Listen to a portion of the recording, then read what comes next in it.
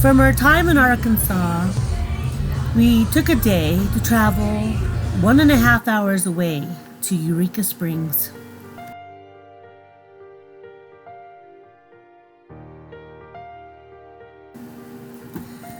But first we play on Dixon Street, where on April 18, 1863, the Battle of Fayetteville was fought. This whole area was once razed by war.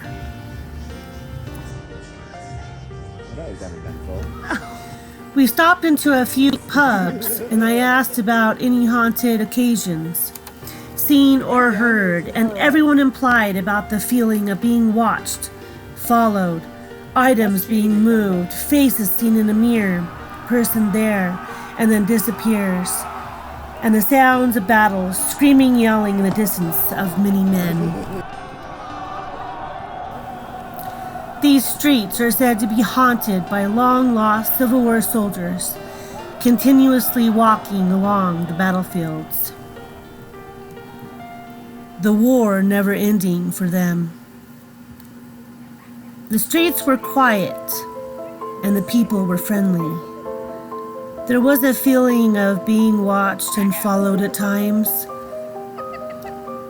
When we return, I would love to go visit the battlefield and walk amongst the echoes.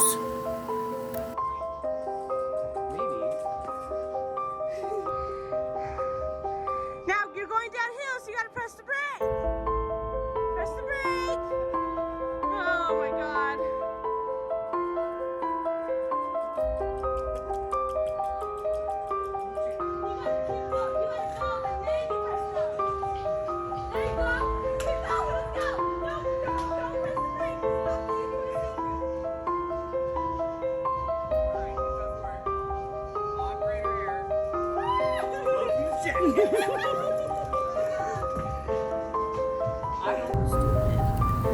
A story connected to this area as we drive is from after the Civil War, a sighting of the Ozark black howler, or devil cat. Its howl not unlike any other animal known to this region, likened to the screams of a woman. Here are some animal screams of the red fox,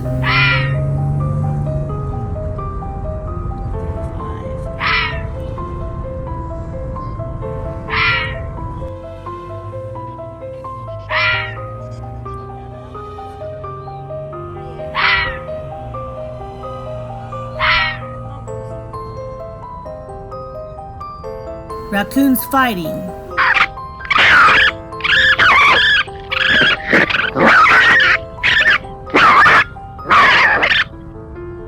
the fisher cat,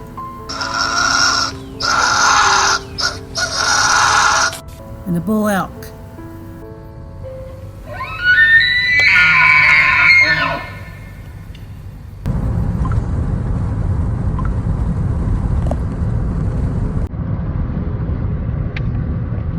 I will link below the scream of the Ozark howler below. Or alas, it could be the Scottish urban legend, also known to this region as a mythological hound, called the harbinger of death.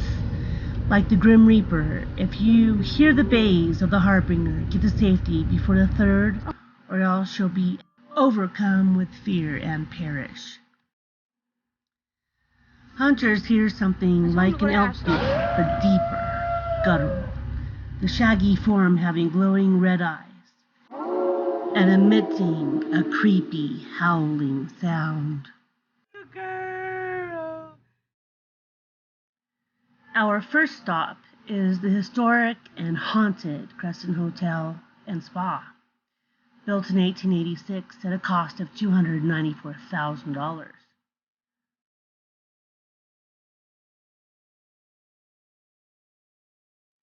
Special wagons were constructed to transport the huge pieces of limestone from a quarry site on the White River. To aid in the precision necessary to cut and fit the stone, a specialist was brought in to assist. The walls were built 18 inches thick, filled with mortar to withstand the forces of time and retain its original beauty for many years. And it has.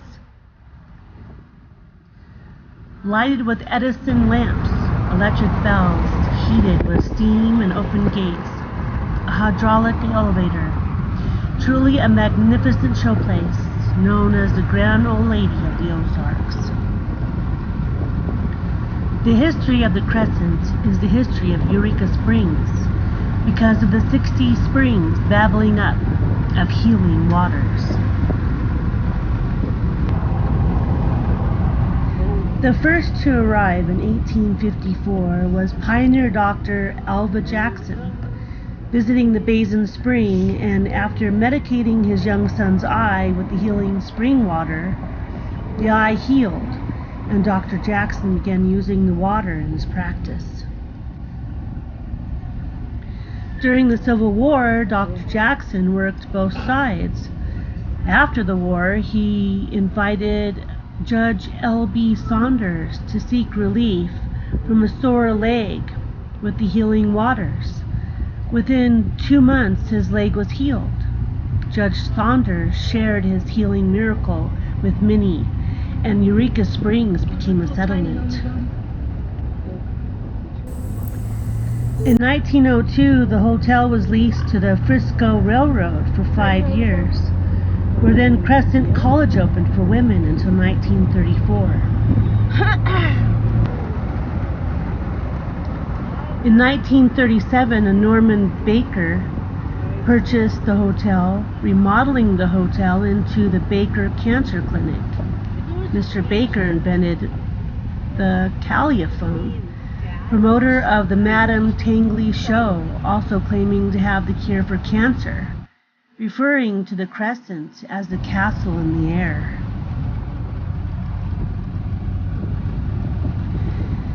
His treatment held no significance in the medical field and taught what cancer treatment should not entail. In 1940, he was jailed for mail fraud.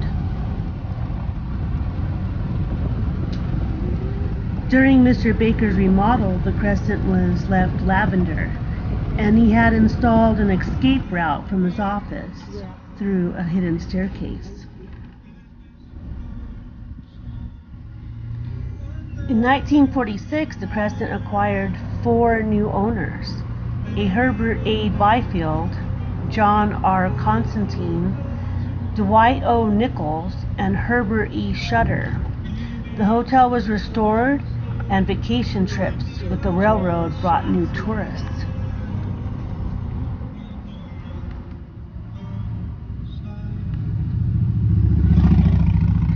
Many political elite visited the hotel for vacations, gala openings, and honeymoons.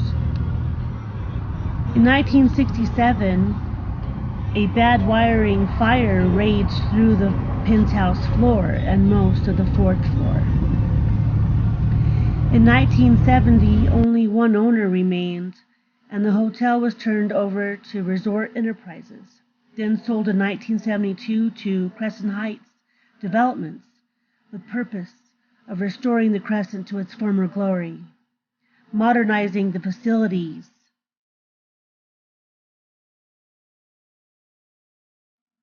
This is also when the supernatural occurrences began to be reported, now known as America's most haunted hotel. In 1980, a new partner, Riverview Management of Arkansas, joined, and in 1985, Willie Nelson played here to a sold-out crowd. Then Governor Bill Clinton spoke at an annual chamber banquet, where once again the place sold in 1987 to Wichita, Kansas Federal Savings and Loan. Then they sold the hotel to current owners Marty and Elise Brugnick in 1997, announcing returning the Crescent to its second golden era by 2000 and renovating the hotel in phases to share the past visitors and guests alike. One haunting of the Crescent Hotel is of Michael, a red-headed stonemason who worked on the hotel in 1885. While working on the roof, he fell to the second floor, now room 218.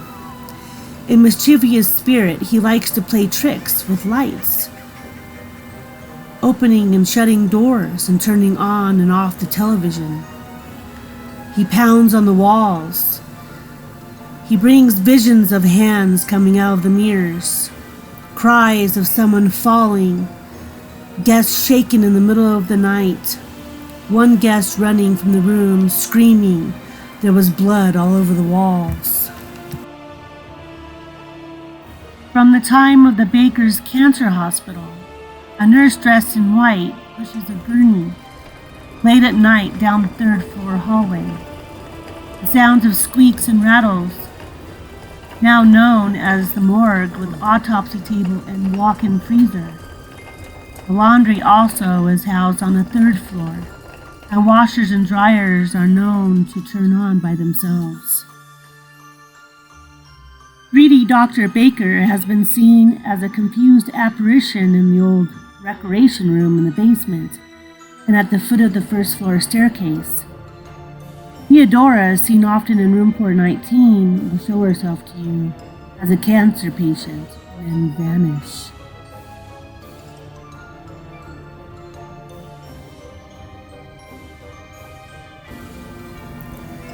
A gentleman dressed in old Victorian clothing with top hat, mustache, and beard, often seen in the bottom of the stairway and sitting at the bar. Many have tried enticing him into conversation, but he only looks to you as he disappears.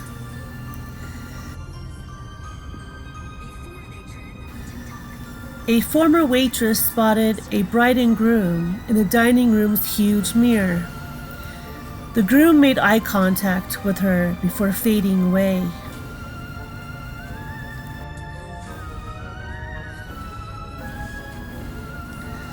Tables and chairs we moved, menus scattered, pots and pans heard falling in the kitchen. A young girl seen falling from the balcony of her college room, her screams often heard piercing the night.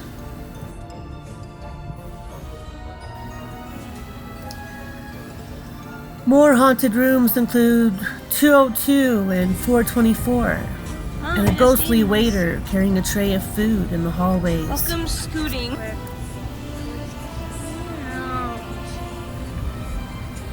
A soft purring sound has been captured on EVP audio.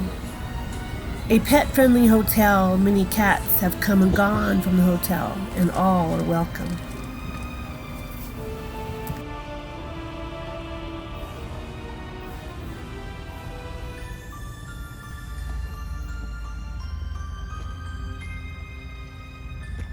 We have traveled to Eureka Springs here in Arkansas in the Ozarks. Eureka, made popular by the cold springs, healing springs that are around here. Crescent Hotel here was built in 1886. It's been a hotel, a hospital, and it has stood the test of time. It is haunted by the patients of the hotel, by the hospital, and even a hotel cat.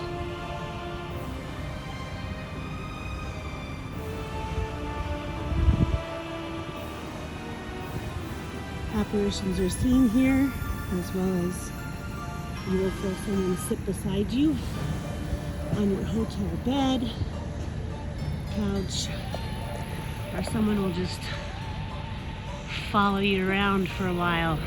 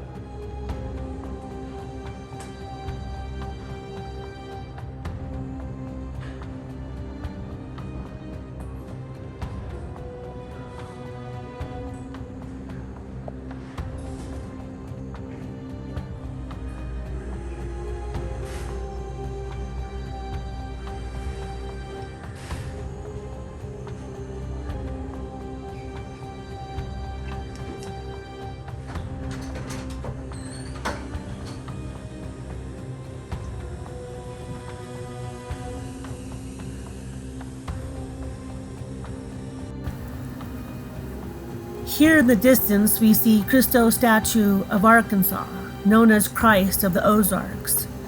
Built and completed in 1966 atop Magnetic Mountain by a Gerald L. K. Smith, a controversial minister who ran for president 3 times, now buried on the grounds of a sacred project, standing 65.5 feet tall.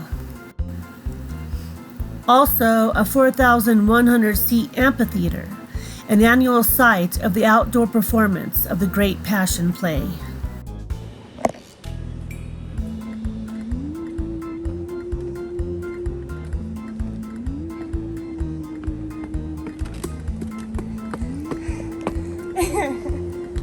Ow.